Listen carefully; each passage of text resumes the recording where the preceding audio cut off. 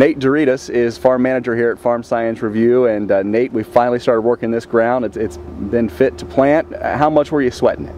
Oh, we've been pretty nervous since the 1st of May, and you know, sometimes we can get rolling here April 20th, and we'll give it a few weeks just because every year is a little different. But since the 1st of May, we've been nervous, and it feels good to start running now. But we're about a month and a half behind. Here it is, June 1st. As you mentioned, we are a little bit behind, but the nice weather is ahead in the forecast. Going to get a lot done in a little bit of time. But what was your cutoff date for corn? How long were you going to wait until you didn't think about doing that this year and going to all beans?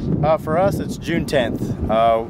We won't plant corn after June 10th. We may switch a few hybrids if we can't get them in this week for some shorter maturities. Otherwise, after June 10th, everything will probably be beans.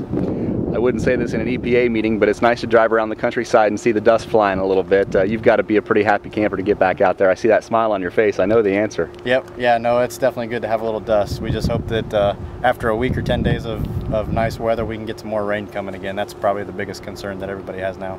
The one thing different with Farm Science is that you pretty much have to plan these things out to the day, because you have a 3-day window where you have these trials and these runs come September. So how does that affect your variety choosing this year? Did you have to change anything at all? We haven't changed anything, because in the past we've always planted some shorter season corn and soybeans both. But there again, planting date is the biggest factor there, and if we can plant it April 20th, you know, there's usually no concern at all.